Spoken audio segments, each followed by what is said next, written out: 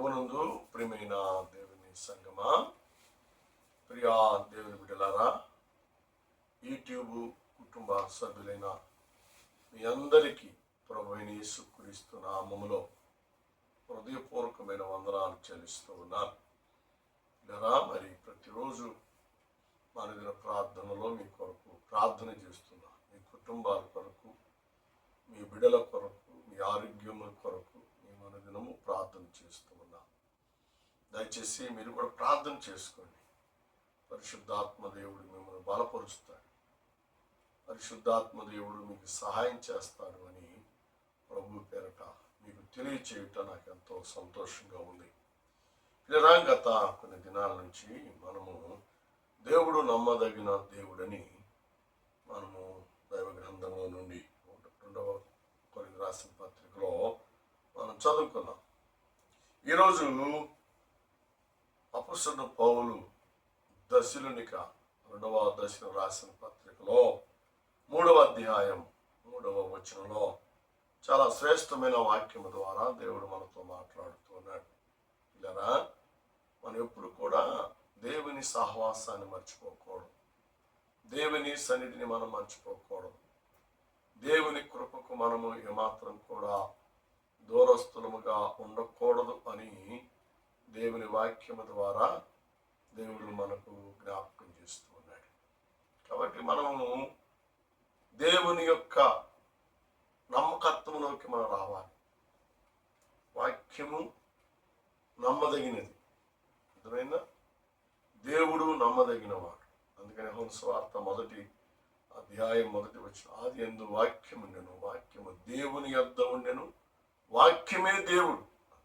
అర్థమైందా? వాక్యమే దేవుడు. కాబట్టి వాక్యము నమ్మాలి. మనం వాక్యం నమ్మితే దేవుని నమ్మినట్టే, దేవుని నమ్మితే వాక్యము నమ్మినట్టే. కాబట్టి ఇక్కడ 2వ దశలో రాసిన పత్రిక 3వ అధ్యాయం 3వ వచనంలో చక్కని మాట అంటాడు. అయితే ప్రభు నమ్మదగిన వాడు, ఆయన మిమ్మును స్థిరపరిచి దుష్టత్వము నుండి కాపాడును. చూసారా, నమ్మదగిన దేవుడు మనల్ని ఏం చేస్తాడంటే, కొంతమంది నమ్ముకున్న వారిని కొంతమంది నట్టాడ ముంచేస్తారు. ఫ్రెండ్ అని నమ్మితే మనం అన్నిట్లో మనం సహకరిస్తూ ఉంటాం, కానీ వారి మనసులో ఒకటి పెట్టుకొని మనల్ని మోసం చేస్తారు. ఆర్థికంగా కానివ్వండి, కుటుంబ పరంగా కానివ్వండి, ఆస్తుల పరంగా కానివ్వండి, మోసం చేస్తారు. భయంకరమైన పరిస్థితి. కాబట్టి మనుషులు నమ్మాకండి, ప్రభువు నమ్మదగిన వాడు. అర్థమైందా? వాక్యము నమ్మదగినది. కాబట్టి ప్రభువుని నమ్ముకున్న వారిని దేవుడు ఎప్పుడు విడిచిపెట్టడండి. ఆయన విడిచిపెట్టే దేవుడు కాదు.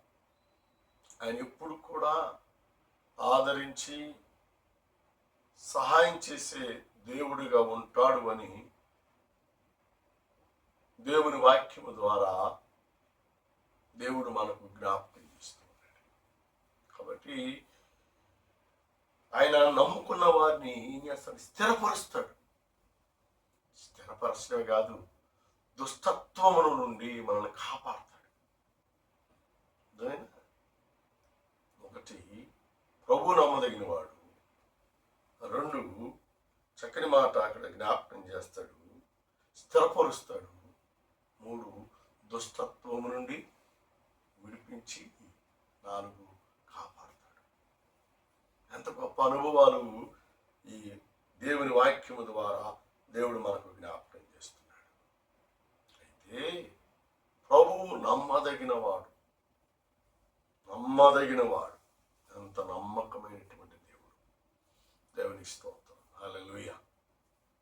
ఆయన ఎద్దకు వచ్చే వారిని, ఆయన నమ్ముకున్న వారిని ఆయన ఏమాత్రము త్రోసివేసే దేవుడు కాదు, నెట్టివేసే దేవుడు కాదు. అర్థమైందా? ఎంత నమ్మదగిన దేవుడు. ప్రపంచంలో ఇంత నమ్మదగినది ప్రభు, నమ్మదగిన దేవుడు ఎక్కడ లేడండి, ఎక్కడ లేడు. దేవునికి స్తోత్రం. కాబట్టి మనం ఎప్పుడు కూడా దేవుని సహవాసములు స్థిరపడాలి అంటే వ్యక్తులు నమ్మకూడదు, మనుషులు నమ్మకూడదు, స్నేహితులు నమ్మకూడదు. మనం నమ్మవలసింది మన రక్షకుడు, మన ప్రాణనాథుడైన యేసుక్రీస్తు వారినే మనం నమ్మాలి. ఆయనే నమ్ముకోవాలి. మనం అప్పుడు నమ్ముకుంటే ఏం చేస్తాడంటే ఆయన స్థిరపరుస్తాడు. అన్ని విషయాలలో మనల్ని స్థిరమైన వారిగా ఉంటాం. అంతకుముందు స్థిరత్వం ఉండదు, మాటలో స్థిరత్వం ఉండదు, జీవితం స్థిరత్వం ఉండదు, కుటుంబ పరంగా స్థిరత్వం ఉండదు, భార్యాభర్తల మధ్య స్థిరత్వం ఉండదు, తల్లిదండ్రుల మధ్య బిడ్డల మధ్య స్థిరత్వం ఉండదు. భయంకరమైన పరిస్థితి.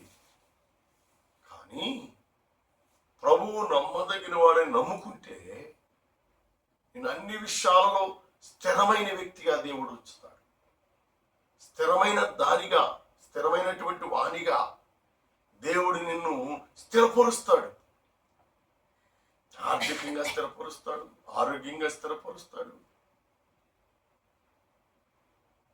మానసికంగా మెంటల్గా ఆయన నిన్ను స్థిరపరిచి నిన్ను బలపరచువాడుగా ఉంటాడు అని దేవుని వాక్యము ద్వారా దేవుడు మనకు జ్ఞాపకం చేస్తున్నాడు. కాబట్టి ప్రియా సహోదరా, ప్రియా సహోదరి, చేతులు జోడించి మనవి చేస్తూ ఉన్నాను. చేతులు జోడించి మనవి చేస్తున్నాను. ఎవరెవరినో నమ్ముకొని మోసపోతున్నావా? ఎవరెవరినో నమ్ముకొని నీ జీవితంలో కృంగిపోతున్నావా? ఎవరెవరినో వెంబడించి నీ జీవితంలో భంగపాటు పడుతున్నావా? అవమానపరచబడుతున్నావా? నిందించబడుతున్నావా? హేళన చేయబడుతున్నావా? ఆ స్థితి నీ నుండి పోవాలి అంటే ప్రభువు నమ్మదగినవాడు. దశలోనికి సంఘముతో అపోస్తలుడైన పౌలు గారు మాట్లాడుతున్నాడు.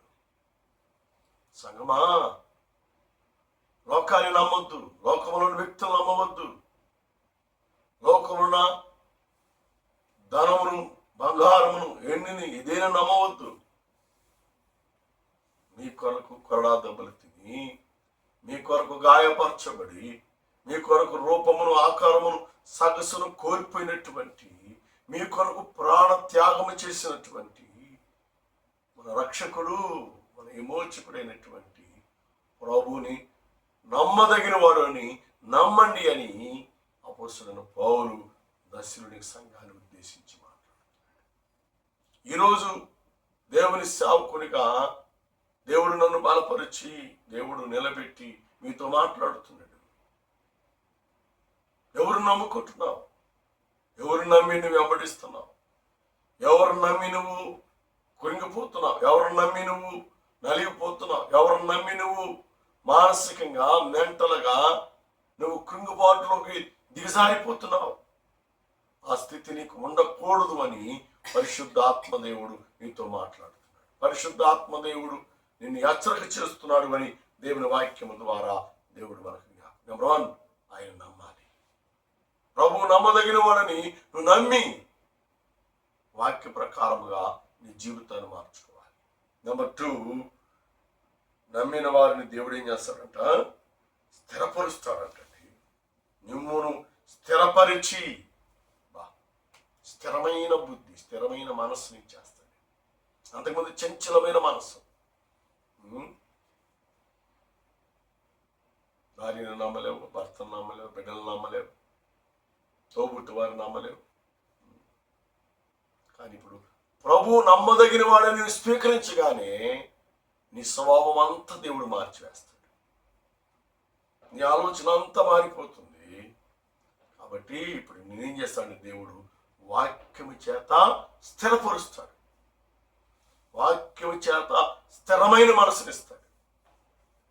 దేవునికి స్తోత్రం, హల్లెలూయా.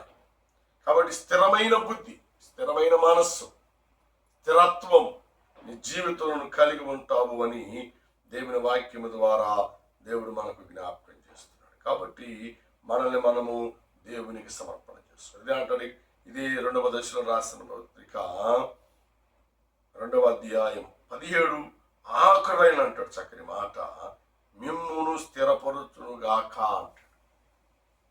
17 ఆఖరైన అంటాడు, మిమ్మును స్థిరపరచును గాక. దేనిలో? వాక్యమును స్థిరపరచును గాక, ప్రార్థనలో మిమ్మును స్థిరపరచును గాక, భక్తిలో మిమ్మును స్థిరపరచును గాక, సంఘ సహవాసములో దేవుడు మిమ్మల్ని స్థిరపరచును గాక. ఎవరు మనల్ని స్థిరపరిచిదంటే ప్రభు నమ్మదగిన వాడు, నమ్మదగిన దేవుడు మనల్ని అన్ని విషయాల్లో స్థిరపరుస్తాడు. అందుకని స్థిరత్వం లేదు. తిందామన్నా స్థిరత్వం లేదు, నిద్రపోదామన్నా స్థిరత్వం లేదు, పనికి వెళదామన్నా స్థిరత్వం లేదు. చంచలమైన మనస్సు కలిగిన వ్యక్తిగా నీవున్నావు. కానీ ప్రభువు నమ్మదగిన వాడిని స్వీకరించిన తర్వాత అన్ని విషయాలలో దేవుడు నీకు స్థిరమైన బుద్ధిని పుట్టించాడు, స్థిరమైన మనస్సు దేవుడు నీకు ఇచ్చాడు అని దేవుడు నీ వాక్యము ద్వారా దేవుడు నీతో మాట్లాడుతున్నాడు. ఒకటి, ప్రభు నమ్మదగిన వాడు. నమ్మదగిన వాడిని నమ్ముకుంటే నీలో స్థిరత్వాన్ని ఇస్తాడు, స్థిరమైన మనస్సునిస్తాడు, స్థిరమైన ఆలోచన ఇస్తాడు, స్థిరమైన భక్తిని దేవుడు నీకు ఇస్తాడు, స్థిరమైనటువంటి జీవితాన్ని దేవుడు నీకు అనుగ్రహించి నీ జీవితానికి, నీ బ్రతుకుకు ఒక అర్థాన్ని, ఆత్మీయతను దేవుడు నీకు కలుగు చేస్తాడు. దేవుని నామానికి మహిమ ఘనత కలుగును గాక. ఇదే అపోస్తలుడైన పౌలు గారు సౌలు గారి దినాలలో స్థిరత్వం లేనటువంటి వ్యక్తిగా ఉన్నాడు, స్థిరమైన వాడిగా ఉన్నాడు. స్థిరమైన వాడిగా ఉన్నాడు కాబట్టే ప్రభు నమ్మదగిన వాడిగా స్వీకరించలేదు. కాబట్టే చంచలమైన మనస్సు, చెడ్డ మనస్సు, దేవుని పిల్లలను అవమానపరచడం, దేవుని పిల్లలను అపహాసం చేయడం, దేవుని పిల్లలను కష్టపెట్టడం, దేవుని పిల్లలను ఇబ్బంది పెట్టడం. అదిగా పూర్వము నేను హింసకుడను, దోషకుడను, హానికరుడను. ఎప్పుడు ప్రభు నమ్మకముందు, ఎప్పుడు ప్రభువులో స్థిరత్వం లేకముందు హానికరుడు, దూషకుడు, అంత ప్రమాదకరమైన వ్యక్తులండి. కానీ సౌలుగా జీవితాన్ని ముగించుకొని ప్రభు నమ్మదగిన వాడిగా స్వీకరించి, ప్రభుని నమ్మదగిన వాడిగా అంగీకరించి దేవుళ్ళు నమ్మకంగా ఉన్నప్పుడు ఆ నమ్మకత్వాన్ని బట్టి దేవుడు ఏం చేశాడంటే, సౌలు కాదు నువ్వు పౌలు అని చెప్పి పౌలు జీవితంలో స్థిరపరిచాడు. స్థిరపరిచి ఆయన సాక్షిగా పౌలు గారిని దేవుడు వాడుకున్నాడు. ఆయన సాక్ష్యం ఇచ్చేవాడుగా వాడుకున్నాడండి. స్థిరపడ్డ తర్వాత అంటున్నాడు తెలుసా, ఏమన్నాడు తెలుసా, నా మట్టుకు నేను బ్రతుకుట నాకు లాభం కా, నాకు మేలు కా, క్రీస్తు కొరకు మరణించుట నాకు మేలు. ఎంత గొప్ప ధన్యతకరమైన మాట అండి. స్థిరత్వం, సంఘంలో స్థిరత్వం ఉంటే అలాంటి ఆత్మీయతతో ఉండే మాటలు మాట్లాడతాం. ప్రార్థనలో స్థిరత్వం ఉంటే ఎంతటి శోధనలను జయిస్తాం. సంఘ సహవాసంలో స్థిరత్వం ఉంటే నీ జీవితంలో నువ్వు వాటమని చవి చూడలేవు అని దేవుని వాక్యము ద్వారా దేవుడు మనకు జ్ఞాపకం చేస్తున్నాడు. మూడో మాట అంటాడు, చక్కని మాట, దుష్టత్వము నుండి. ఒకటి, ప్రభు నమ్మదగిన వాడు. రెండు, స్థిరత్వము కలిగినటువంటి వారు ఎలా ఉంటారంటే దుష్టత్వము నుండి విడిపించబడతారు. దుష్టత్వం, దుష్ట సాంగత్యం, దేవునికి స్తోత్రం, హల్లెలూయా. దుష్ట సాంగత్య జీవితాన్ని